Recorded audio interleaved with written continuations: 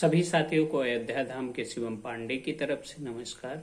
साथियों की जैसा कि आप जानते हैं कि कल दिनांक 2 मार्च 2023 को 69,000 शिक्षक भर्ती में EWS शामिल क्यों नहीं किया गया, इस पर सुनवाई होना सुनिश्चित हुई थी और सरकार की पूरी तैयारी और हमारी पूरी तैयारी थी कि हाँ केस को अब डिसाइड कराया जाए। बहुत लंबा समय हो गया है और लगातार प्रेस पे ही रखवाया जा रहा है। इसी कारणों से 3-4 दिन अत्यंत व्यस्तता थी और हमने बहुत पुरजोर तरीके से तैयारी की थी कि हाँ केस फाइनल होना चाहिए और हमारी तरफ से जमकर बहस हो, अच्छी बहस हो और हमें 69,000 शिक्षक भर्ती में EWS शामिल करते हुए चयनित कराया जाए। लेकिन चूंकि सप्लीमेंट्री में केस लगा हुआ था और आप लोग जानते हैं कि सप्लीमेंट्री में केस लगता है तो फ्रेश के तुरंत बाद आता है और सबसे बड़ी विडंबना यह थी कि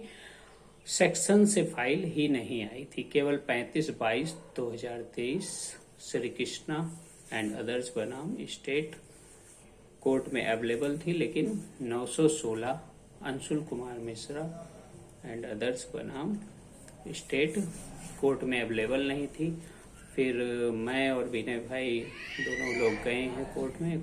कोर्ट से तुरंत निकल कर सेक्शन गए, सेक्शन से सियाया गए हैं। सियाया में फाइल अवेलेबल थी, सियाया से परसों कराया गया। फिर सेक्शन आई, सेक्शन से वहाँ का कर्मचारी लेके कोर्ट में आया और तब तक सीमान सर 2 बार मेंशनिंग करा चुके थे और कोर्ट ने भी संज्ञान लिया कि हाँ फाइल आनी चाहिए। फाइल तो आ गई। अब हम अर्चना सिंह जी से मिले और हम लोगों ने रिक्वेस्ट किया कि मैडम बहस कर लीजिए, तो मैडम ने कहा एक्चुअली हमारे पास 1:15 बजे, लगभग 1:15 अप्रॉक्सीमेटली ऐसे ही कुछ बोली थी, 12:30 बजे हमको मैसेज मिला है तो हम फाइल नहीं लेकर आए हैं, हमारी तरफ से बहस नहीं होगी।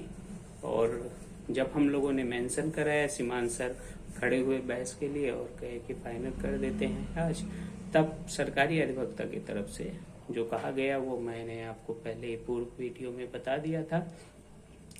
ऑर्डर में अर्चना सिंह चौहान ना लिख के श्रेष्ठ नाथ प्रताप सिंह लिख कर आ रहा है, तो कई साथियों का कल से फोन आ रहा है कि सर आपने बताया था कि अर्चना सिंह चौहान जी ने बहस किया। एक्चुअली बहस का पूरा मुद्दा तो अर्चना सिंह चौहान का ही था, लेकिन जब छोटे मोटे बिंदु आते हैं या कहीं टाइम लेना हो, कहीं अर्जेंट कराना हो या सिर्फ काउंटर रिजॉइंडर लेना हो तो वे अपने जूनियर से करा देती हैं। उनका जूनियर जो ये नाम लिखा है ये उनके लड़के का है। प्रत्येक माँ बाप का सपना होता है कि मेरा लड़का भी अगर जिस व्यवसाय में है उस व्यवसाय में आगे रहे, इसलिए उसको कुछ कुछ जगहों पे आगे कर देती हैं और बहस स्वयं न करके उससे ही करवाती हैं। और एक रणनीति थी कि बहस शेषनाथ जी से ही करवाया जाएगा। कुछ बातें ऐसी हैं जो मैं सोशल मीडिया पे नहीं बोल सकता हूँ। जल्द ही मैं गूगल मीट पर आप लोगों के साथ एक छोटी सी मीटिंग करके आप लोगों का, जो बड़े हैं उनका आशीर्वाद लूंगा और छोटों का ढेर सारा प्यार मिल पाएगा और शुभकामनाएं एक दूसरे को प्रेषित करेंगे। क्योंकि EWS केस निर्णित होने वाला है। EWS केस में जितनी मेरी विधिक जानकारी है और 2020 से आज तक मैंने जितने कागज प्रस्तुत किए हैं उसके आधार पर मैं डंके की चोट पर कह सकता हूं साथियों कि मैं जीतूंगा। EWS केस जीतेगा। 69,000 शिक्षक भर्ती में EWS केस के सभी अभ्यर्थियों को नौकरी मिलेगी। और हाँ, हमारा लक्ष्य यह नहीं है कि 69,000 शिक्षक भर्ती को रद्द करते हुए, रिविजिट करते हुए 6900 पद निकालकर नए सिरे से भर्ती कराई जाए। हमारा लक्ष्य है कि जितने भी EWS साथी, चाहे वो लखनऊ बेंच में हो या प्रयागराज बेंच में हो, इन सभी साथियों के लिए नौकरी का द्वार खोला जाए और पेटिशनर्स के हेतु कोर्ट में बात की जाए। क्योंकि सरकार पूर्णतः फंस चुकी है। सरकार ने भागने के लिए, 2020 से भागने के लिए कई बार रिक्वेस्ट किया है और कल तो आपने ऑर्डर में ही देख लिया। तो सरकार बहस बहुत विशेष नहीं कर पाएगी, हमारे सामने नहीं टिक पाएगी। इसलिए हम कोर्ट से प्रेयर करेंगे कि all the petitioners who include in all the petition of high court, Lucknow bench and Prayagraj bench. तो हमारा जो रणनीति का सिस्टम है वो प्रबल है, और हम ये समझ लीजिए कि नौकरी के हकदार हैं और नौकरी पा भी जाएंगे, क्योंकि हम शिद्दत से लड़ रहे हैं, हम ईमानदारी से लड़ रहे हैं और हम अपने लिए जी जान लगा दे रहे हैं। साथियों, काउंटर पर हमारा जो रिजाइंडर तैयार हुआ है वो 500 पेजों का है, लगभग 480 पेज हैं। उसके बाद उसमें एनेक्सर लगा हुआ है।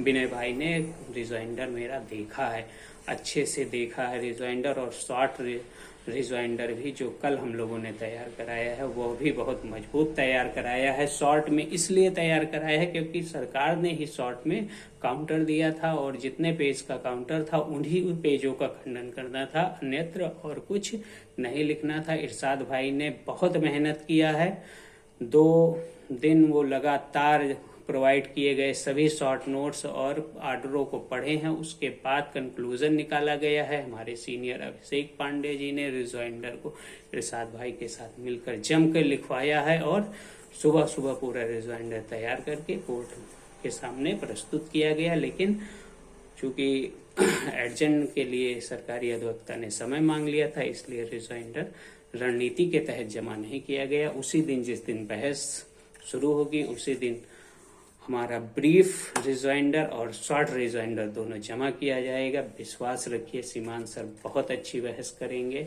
और हमारे जितने भी साथीगण हैं वे सभी यह समझ लें कि नौकरी का द्वार खुलेगा, अवश्य खुलेगा। बस समय लगा है, जो समय लगा है वो ईश्वर की इच्छा थी।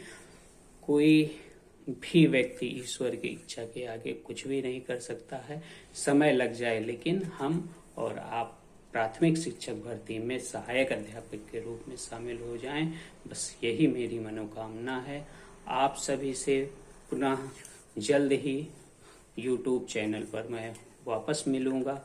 आपसे विनम्र निवेदन है कि चैनल को सब्सक्राइब जरूर कर लें और लाइक एवं शेयर भी कर दें, जिससे मेरी बात सभी अभ्यर्थियों तक, सभी साथियों तक पहुंच सके। जो EWS केस में साथी जुड़े हुए हैं वो विश्वास के साथ धैर्य बनाए रखें। EWS केस में जब बहुत जल्द ही जीतूंगा, जरूर जीतूंगा और 100% जीतूंगा। आप सभी थोड़ा सा अपने अंदर उद्वेलन जो रहता है उसको शांत कर लीजिए, बस आने वाले समय का इंतजार कीजिए। EWS केस फाइनल होगा और सरकार को हमें हमारा पद देना ही पड़ेगा। इन्हीं विश्वास के साथ मैं अयोध्या धाम से आप सभी को नमस्कार करता हूँ। आप सभी को जय श्री राम, जय हनुमान, जय महाकाल। ईश्वर हम सभी की मनोकामनाओं को पूर्ण करें।